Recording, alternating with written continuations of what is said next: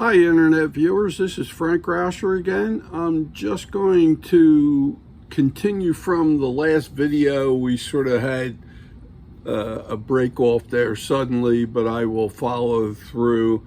We were doing the underneath part where we're reducing the beak down. So I'm going to continue on. I'm going to move the camera down so that you can see how I approached it. Okay, so bear with me.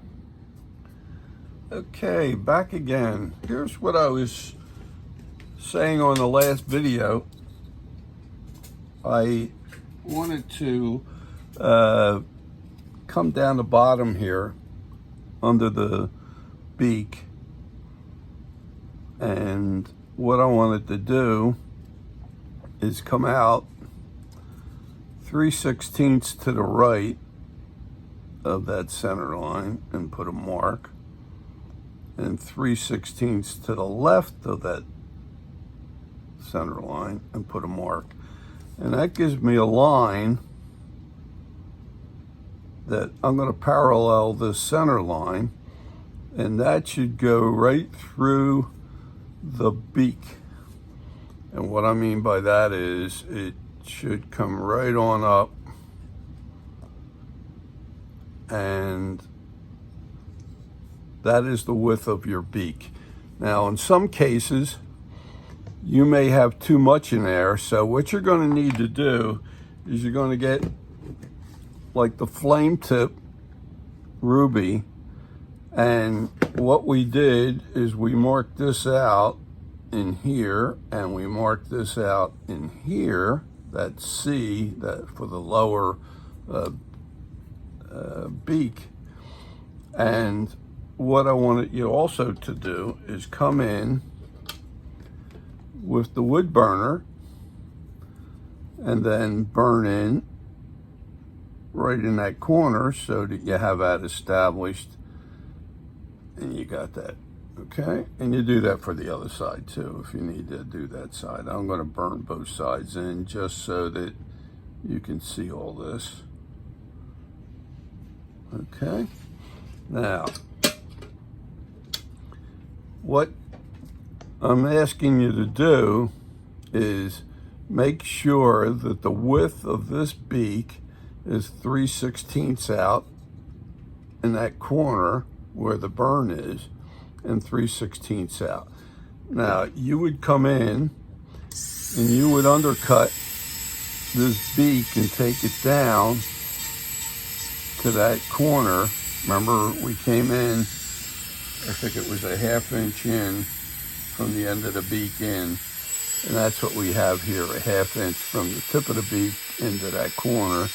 So I'm asking you to come in and make sure that gets pushed back if this is sticking out too far. The beak sometimes gets real fat. So you're going to have to come in and undercut this again and push it back. Same way with the C, you come around, and it's smart to get a pencil line so you can see what you're doing in there.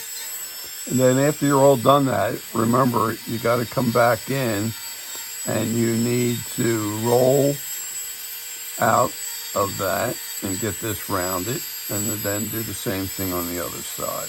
Okay, you're taking like a 45-degree chamfer, and then you're rounding that over, and by the time you get to the center, you're doing a real light touch. You're trying to get rid of that edge. You really don't want that edge there. Same way on the bottom, you don't want that. So that reduces the beak down to the proper size. Now what we're going to do is we had located the eye, which by my numbers here was 3/4 from the tip of the beak in on this, what I call the beak line, horizontal line, and then I came up 5/16, and then I put a bullseye right there. This is like you have crosshairs right here, 5/16 up, and you're 3/4 in from there to there. So what I'm going to do is I'm going to drill that out. So I use what I call like an old burnisher. This is actually, in its former life, was a ruby ball. And what I did is I just keep on using it. It's worn out, but it makes it perfect. I'm going to go straight in on that circle that we made. And this is, let me get some more speed in here. Didn't have that full. So, and what it does, it's literally going to burn its way in. And I just like this because it holds as it goes in. And I'm going to get it so that the ball is into the hole. So you know you got that. Now, what I'm going to do is we have what I call the cheek area. This is not the proper name for it, but the idea here is this area right here I call the cheek. I apologize for not giving you the technical name on the bird, but this whole area here, I'm going to come in, and it also comes in this way as well. I'm going to come in and undercut right on the line coming through the eye. But when it gets to the back part of the cheek, I am going to go to the outside and keep the pencil line there all the way up to the beak. So let me show you how to do that. Let me first change my bit. I'm going to get a ruby pear. I predominantly use that. So here's what I'm going to do. I'm going to lay this right on the center line of the eye, right through there. I'm taking that straight back, like that. It's past what was like the stop right here. Now the cheek turns around here.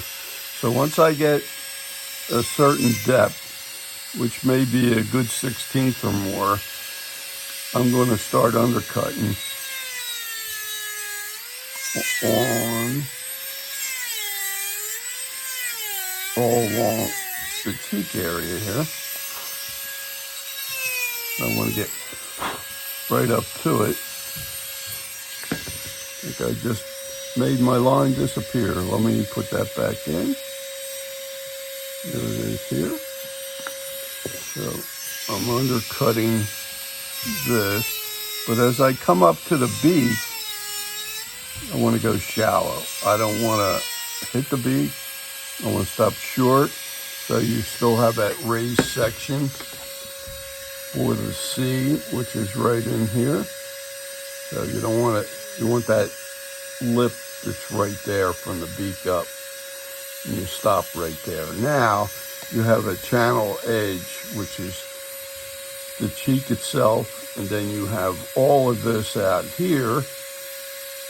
Now all of this below has to be blended away. So here's what I do. I come in here with the pear and I blend that away. So it sort of goes with the flow of the body, and it just disappears. That remnant of that channel edge is gone, at least on the one side. Okay? So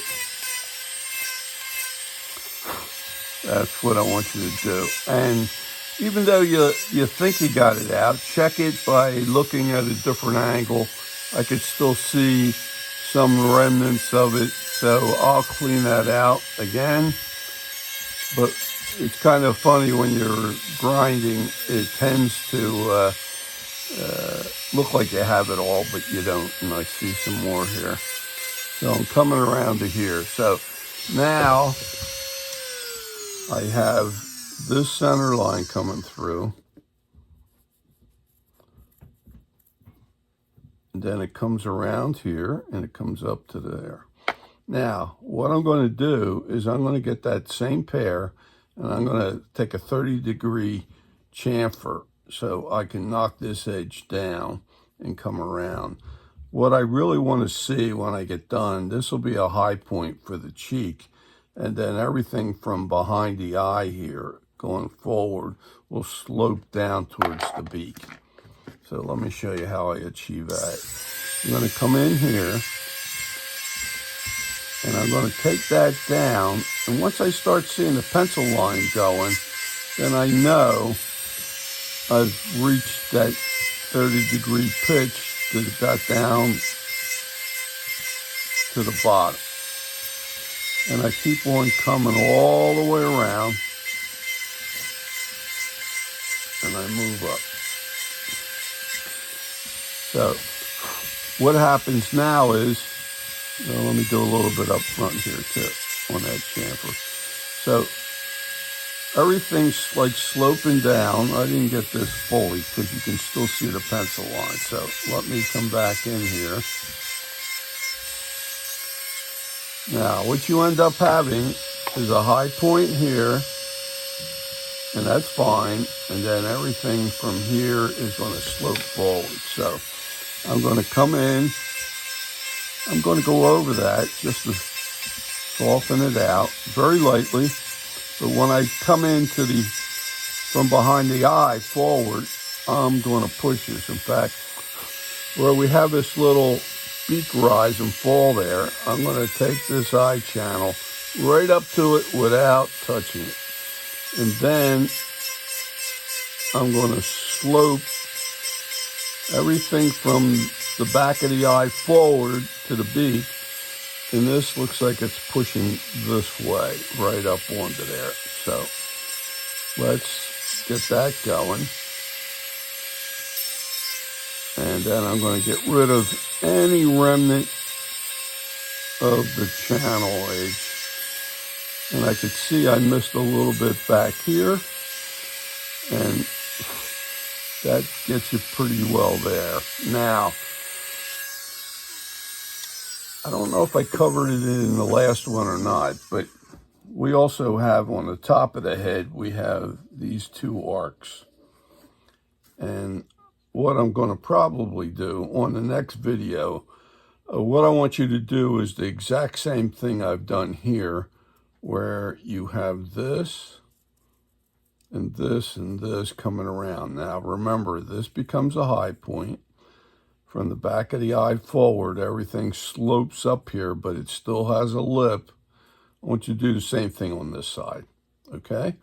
And make sure your eyes are lined up too, so that you're on.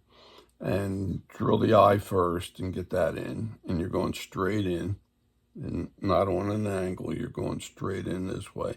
Everything like in profile. And then I'll pick you up and we'll start reducing your head on the next video. So I hope you got something out of this. We will march on this area here on the head, and we should be done that fairly soon, at least by the next video. And then we'll start on putting feathers on, okay?